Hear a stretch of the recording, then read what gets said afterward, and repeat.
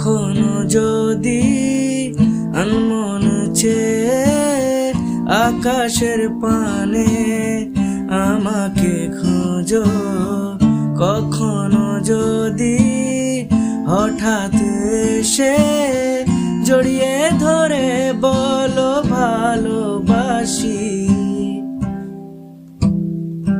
হ্যাঁ তখনই তোমার নামের লেখা চিঠিটি পড়ে তোমাকে শোনাবো। হ্যাঁ ঠিক তখনই ভালোবাসি কতটাই আমি, বলি কিভাবে তোমায় বোঝাবো।